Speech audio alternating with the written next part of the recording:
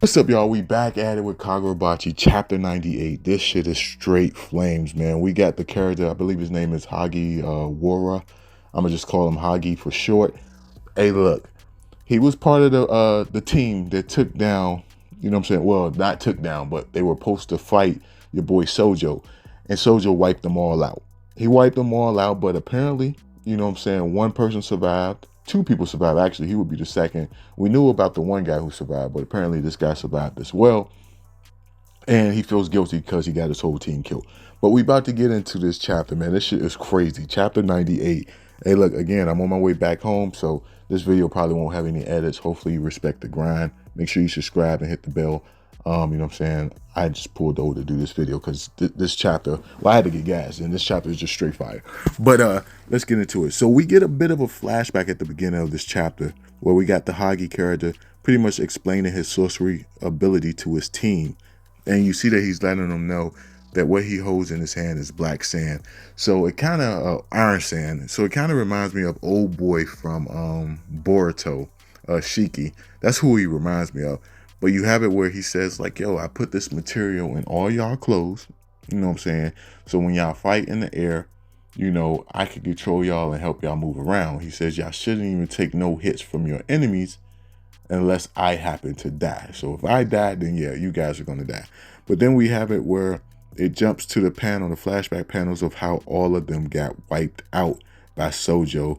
And I forgot how brutal this shit was. I forgot how ruthless these guys got taken out. Like, yo, Sojo wasn't playing. And now that I think about that chapter, I remember when Sojo had to face off against these guys. And Sheba was there as well. And Sheba had left. And he was like, nah, man, I really want to fight him, not these guys. Sojo already knew that they was nothing. And he proved it by wiping them all out. You know what I'm saying? He wanted to fight Sheba. So this happened because they interfered. They should have allowed him to pursue Sojo. But anyway, you have it where the Hagi guy, he wakes up, he's in the hospital bed, and he's thinking to himself like, yo, everyone knows I got nearly all of my troops killed and obliterated in my unit. And then you have it where the mask of one of his former comrades is talking to him. He says like, yo, how long are you going to lie there, you know what I'm saying, feeling like that? Like, yo, come on, get up. And then he tells the mask like, yo, shut up. And of course, you got it where guards, well, not necessarily guards, but caretakers outside of his room walking past, they hear it, and they just feel sorry for him. They're like, yo, it's unbearable to watch. He lies there constantly mumbling to himself. Apparently he's talking to his former partner, the one wearing the mask. You know, they say he is unconsciously, you know, making the mask move with his sorcery ability to communicate with it. He's interacting with it as if it's a real person, you know, but it's all a figment of his imagination. And of course, you have it where these two guys that are talking about him says like, yo, well, he got all of his troops killed except for the newest person to join their group. That person, you know, survived. And then you got it where he probably feels even worse because the guy who wore that mask, I believe his name was Kugura, that was his closest friend. They've been friends since he was 5. So, you know, he can't accept it. He can't accept that his friend died. And because of that, he just constantly talks to the mask. And I think it's dope with how the mask is just floating in the air talking to him. And it says like, and the mask actually like communicates to him. Well, granted, like I said earlier, it's a figment of his imagination, but you got it when the mask says it doesn't seem like you'll be able to fight for a while. And the mask is saying like, yo, man, come on, man, you haven't eaten anything lately. Please, you got to eat something. He tells the mask, I have no appetite, you know, and the mask says, you'll die if you don't eat. He says, I don't care. And you see that he's feeling depression because he's responsible for what happened to his team. And then he was like, yo, the mask says that's a dumb way to go out. If you're going to go down, let's go down fighting like warriors. And he says, I'll never fight again. They don't need incompetent warriors out there. I might as well just ride away like this. Next thing you know, the intercom comes on, and it's what we've seen in the previous chapter where the intercom is telling everyone like, yo, the Hishaku group is actually in the building. If you see them, take them out on sight. You know, they're messing up the barrier. And you have it where the mask says, hey, now is our chance. Like, we need to take advantage of this situation and help out. Of course, you have it where the Hishaku group walking down the hallway. You got it where a couple of the guards are about to confront the group members.